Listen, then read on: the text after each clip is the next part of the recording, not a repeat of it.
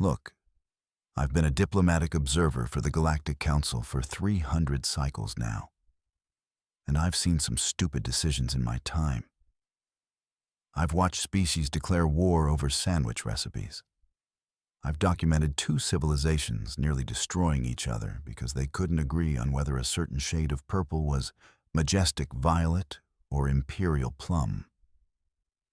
But nothing, and I mean absolutely nothing, prepared me for the day Ambassador Koreth Zal of the Vrix Empire decided that physical violence was an appropriate response to losing a trade negotiation. To a human woman named Jennifer Martinez, specifically. Now, before we get into the meat of this absolute disaster, let me paint you a picture of the Vrix. These guys, right? They're basically what would happen if you took a bipedal lizard, fed it nothing but protein supplements and ego for about 10,000 years, and then gave it delusions of grandeur the size of a small moon. They've got scales that shimmer in this really obnoxious iridescent pattern. They're about 8 feet tall on average, and they've spent the last 6 centuries convinced that they're the universe's gift to diplomacy. Spoiler alert, they're not. The Vrix had been the dominant force in the Outer Rim territories for generations. They'd built their empire on a foundation of intimidation, aggressive trade practices, and what they called superiority doctrine, which was basically just a fancy way of saying they thought everyone else was beneath them. And for a long time, it worked. Most species in the galactic community were either too afraid or too polite to call them out on their nonsense. Then humanity showed up. Oh man, when humanity joined the Galactic Council about 20 years ago, you could practically hear the collective groan from every species that had been waiting for someone, anyone, to tell the Vrix to sit down and shut up. Humans had this absolutely delightful quality of not caring about established hierarchies, traditional power structures, or frankly, anyone's feelings when it came to calling out injustice. The Vrix hated it. Absolutely hated it. Jennifer Martinez was Earth's lead negotiator for the Outer Rim trade agreements, and she was good at her job.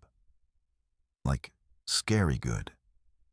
She had this way of smiling that made you think she was your best friend right up until she verbally dismantled your entire argument with facts, figures, and occasionally devastating sarcasm. She was about 5'6", had dark hair she kept in a professional bun, and wore these glasses that made her look like a librarian right up until she started talking. And you realized she was actually a tactical genius in business casual attire.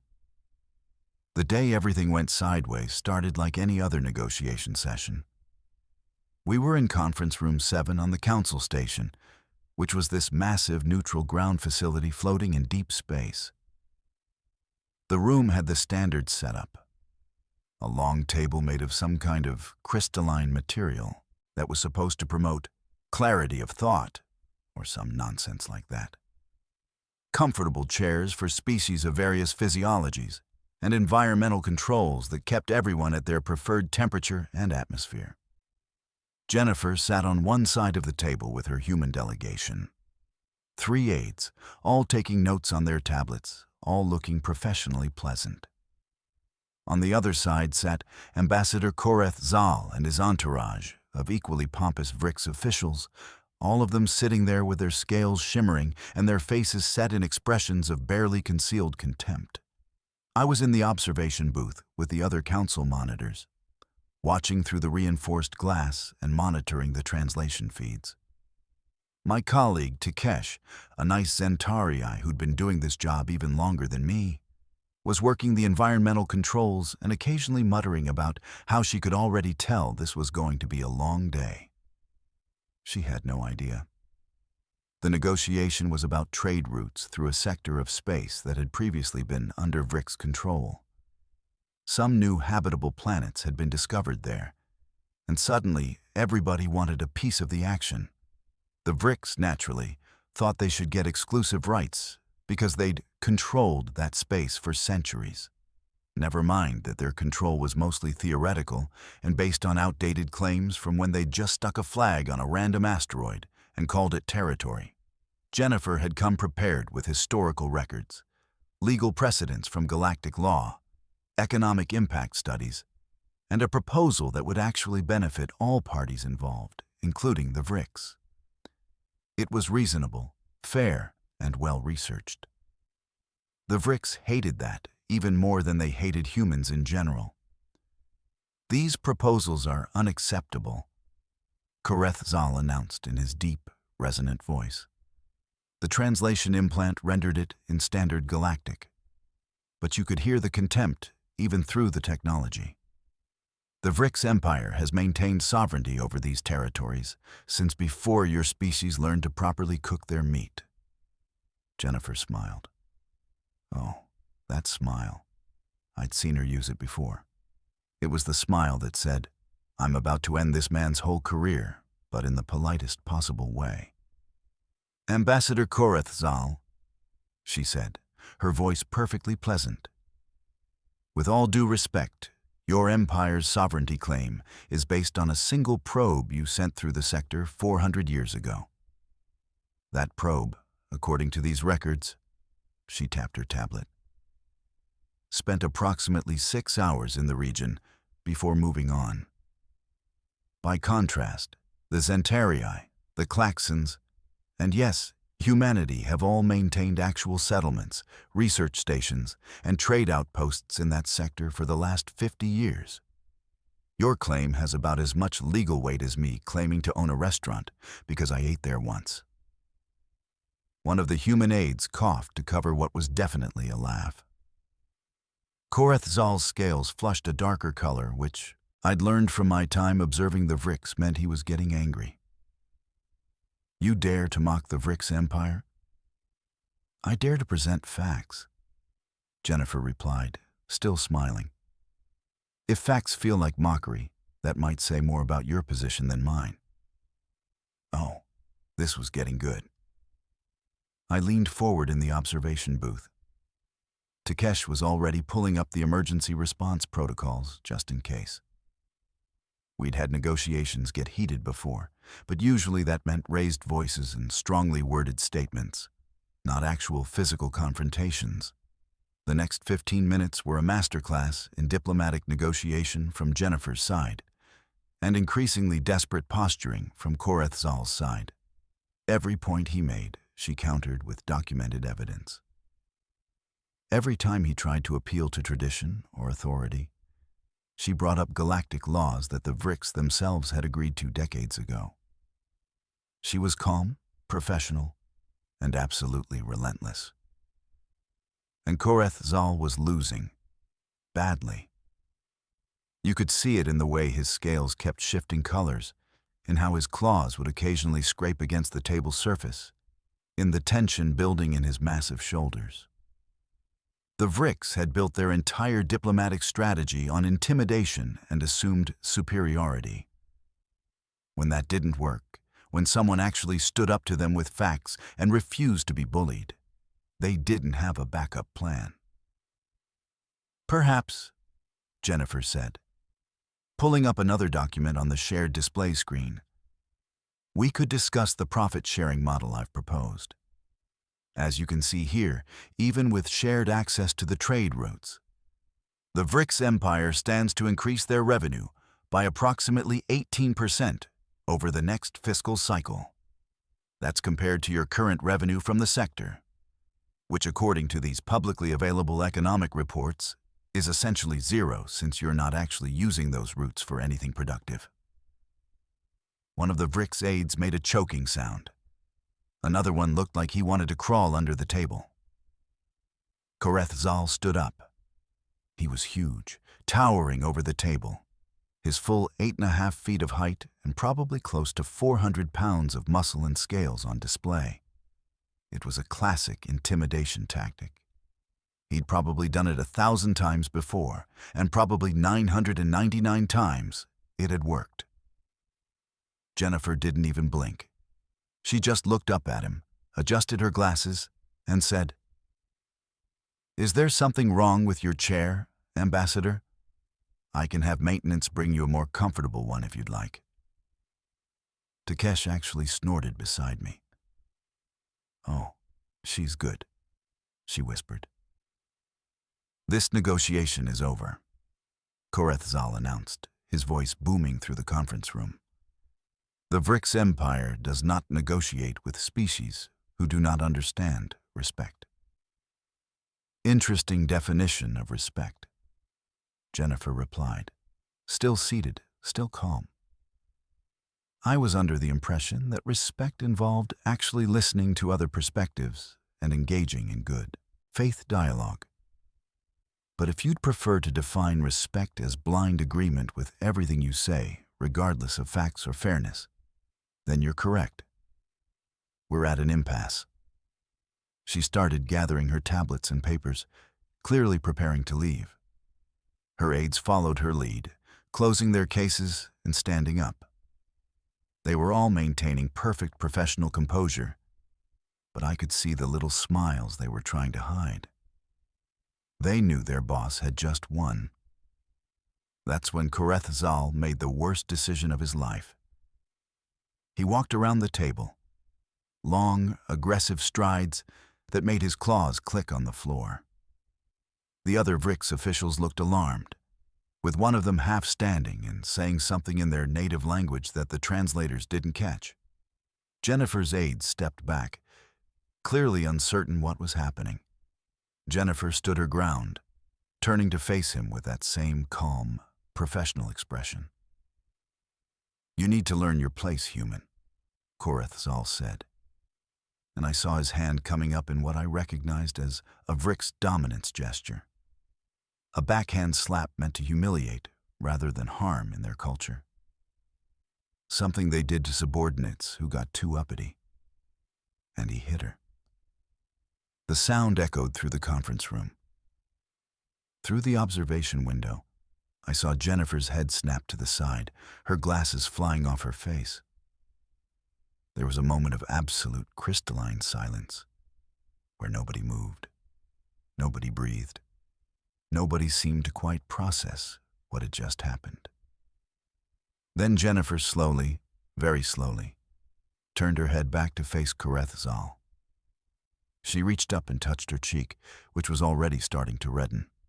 Her eyes, without the glasses obscuring them, were absolutely blazing with fury, held in check by sheer force of will. "Did you just hit me?" she asked, her voice very quiet, very controlled. Korethzal drew himself up, looking smug.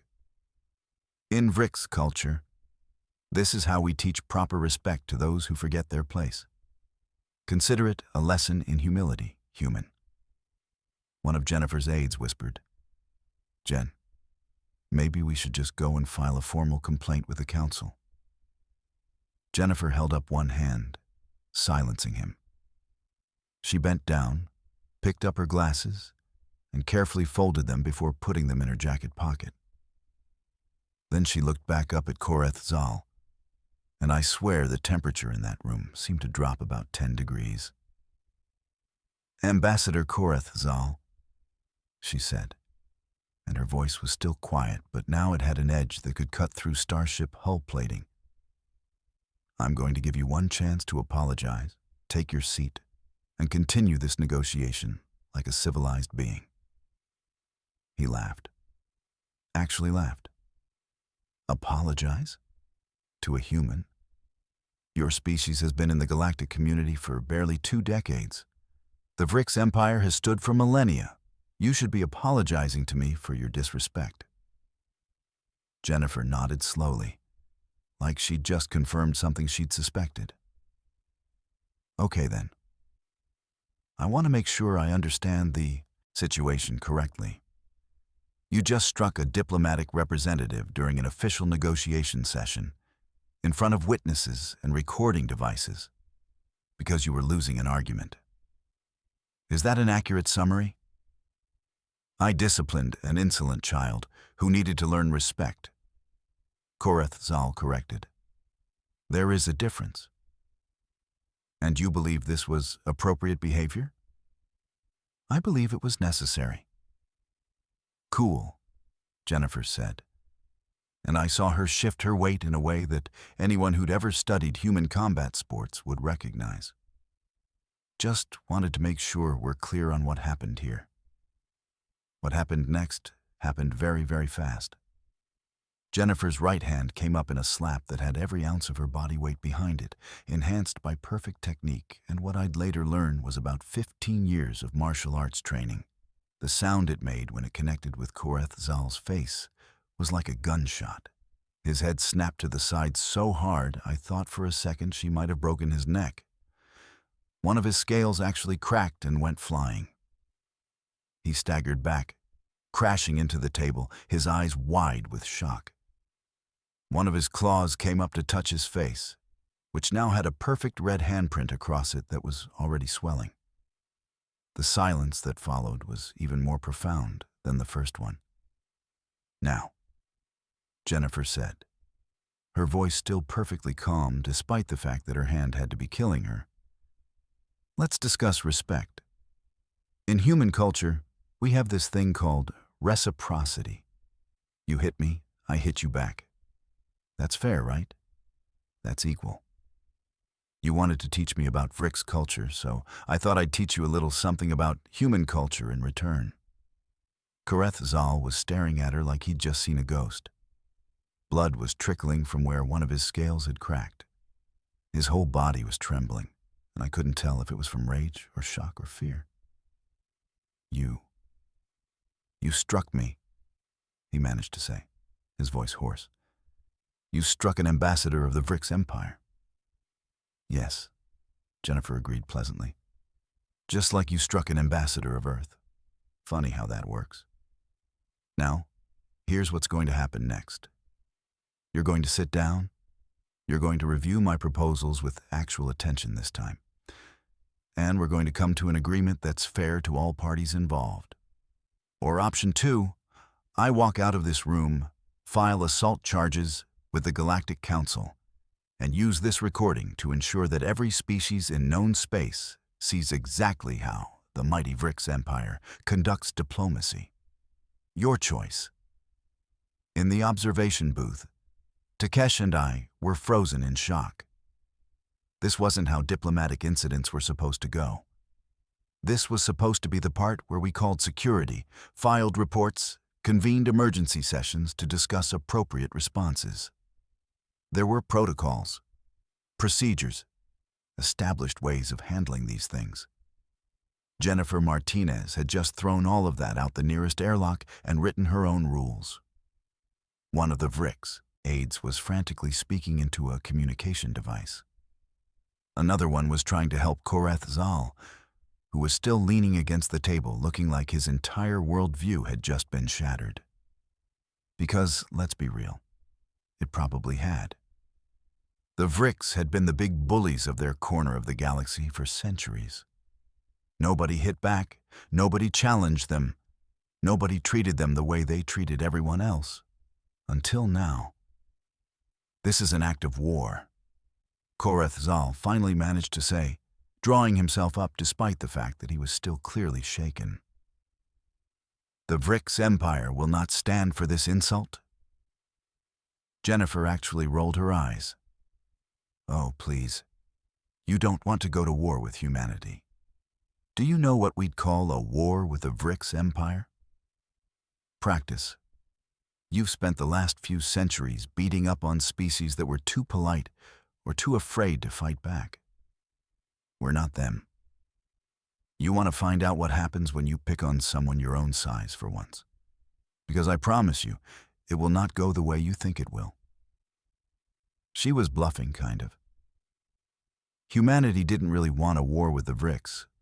Wars were expensive and messy and generally bad for everyone involved. But the thing about humans that the rest of the galactic community had slowly been learning was that they were really, really good at convincing you they were just crazy enough to follow through on their threats. Koreth Zal looked at her, then at his aides, then back at her. You could practically see the calculations running through his head. The Vrick's empire was powerful, yes, but they'd never actually fought a major war with a species that had comparable military technology. All their previous conflicts had been with less advanced civilizations or had been resolved through intimidation before shots were fired. Humans, on the other hand, had spent most of their recorded history fighting each other. They were really good at war, disturbingly good. And ever since they'd joined the galactic community, they'd been retrofitting their military with technology that made a lot of species very nervous. "Perhaps," one of the Vrix aides said carefully, speaking up for the first time, "we could take a brief recess to reconsider our positions." Jennifer checked her watch, an old-fashioned mechanical one she wore on her wrist. "You've got 30 minutes. When you come back, we're signing an agreement, or I'm walking, and you can explain to the council why you assaulted a diplomatic envoy." Clock's ticking. She turned and walked out, her aides scrambling to follow her. The door closed behind them with a soft hiss. In the observation booth, Takesh finally found her voice. "Did that just happen? Did I just witness a human slap a Vrix ambassador hard enough to crack his scales?" "Yep," I said, still staring at the scene below where the Vrix delegation was in complete chaos. "That definitely just happened. The council is going to lose their minds." "The council is going to have to deal with it," replied. "Because you know what? She's right. He hit her first, in front of witnesses, on camera. Everything she did was technically self-defense and a proportional response. The Vrix can complain all they want, but the moment Koreth Zal decided physical violence was an appropriate negotiation tactic, he handed Jennifer all the moral and legal high ground. We watched as the Vrix delegation argued among themselves. Koreth Zal was still touching his face, looking stunned. His aides were clearly trying to figure out how to salvage the situation. One of them was probably running damage control calculations, realizing that if this got out, if every species in the galactic community saw that the Vrix could be challenged, could be hit back, could be beaten, it would fundamentally change the power dynamics of the entire Outer Rim. 30 minutes later, almost to the second, both delegations returned to the conference room. Jennifer walked in looking perfectly composed, not a hair out of place, though I noticed she'd put some kind of ice pack on her hand during the break. Koreth Zal walked in looking significantly less confident than he had an hour ago. They sat down. "So," Jennifer said, pulling up her proposals on the display again, "shall we discuss the profit-sharing model?" What followed was the fastest trade negotiation I've ever witnessed. The Vrix, suddenly very willing to be reasonable, agreed to almost everything Jennifer proposed. Shared trade routes, fair profit distribution, independent oversight committees, protections for smaller species who wanted access to the sector. All the things they'd been refusing to consider before were suddenly acceptable. Jennifer was gracious in victory, which honestly made it worse for the Vrix. She didn't gloat. She didn't make them grovel. She just treated it like a normal negotiation that had reached a reasonable conclusion, as if the whole slapping incident had been an unfortunate but ultimately irrelevant detour. The agreements were signed. Hands were shaken, though Koreth Zal's handshake with Jennifer was notably brief, and his hand was trembling slightly. The delegations departed, and then all hell broke loose in the galactic community. Because, of course, the recording leaked. These things always do. Within 24 hours, every news outlet in known space had footage of a human ambassador not only standing up to Vrix intimidation, but literally slapping it down. The reactions were divided along pretty predictable lines. Species that had been pushed around by the Vrix for generations thought it was hilarious and awesome. I watched as public opinion in dozens of star systems shifted overnight. Suddenly, The Vrix didn't seem so scary anymore. Suddenly, their threats carried less weight. Suddenly, other species started wondering if maybe they could stand up for themselves too. The more traditional, hierarchical species were horrified. There were calls for Jennifer to be censured, removed from her position, charged with assault. The Vrix, naturally, were loudest in these calls, even though their own ambassador had struck first. The Galactic Council convened an emergency session to discuss the incident. I had to give my official report as an observer. So did Takesh. We both told the truth. Ambassador Koreth Zal had initiated physical violence, and Ambassador Martinez had responded with a proportional defensive action.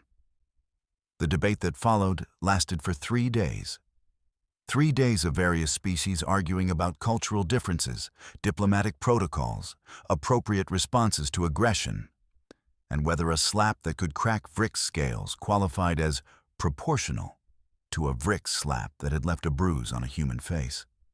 In the end, the Council issued a statement condemning violence in diplomatic negotiations by all parties and calling for better cultural sensitivity training.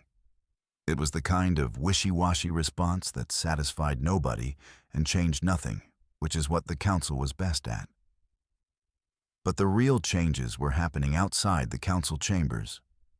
3 other species filed grievances against the Vrix for past intimidation tactics, emboldened by seeing that the Empire could be challenged. 2 trade agreements that the Vrix had been negotiating from a position of assumed dominance suddenly fell apart as the other parties got significantly more demanding. A coalition of smaller species in the Outer Rim that had been too afraid to oppose Vrix expansion suddenly found their courage and started pushing back. The galactic balance of power didn't shift overnight, but it definitely started shifting. All because a human woman had decided that if someone was going to hit her, she was going to hit back. Diplomatic niceties be damned.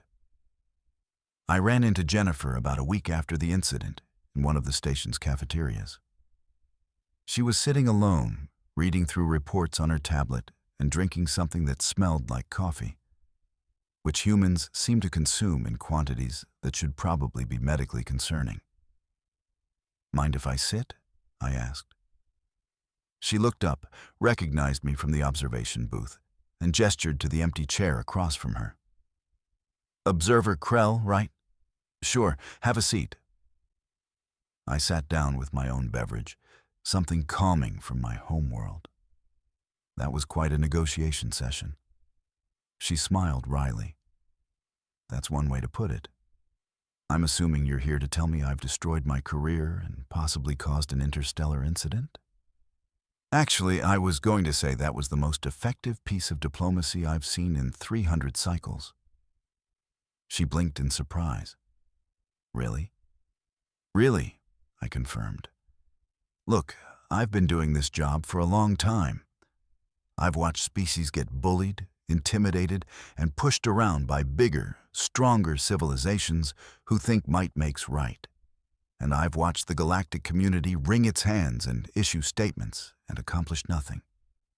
You know what I've never seen?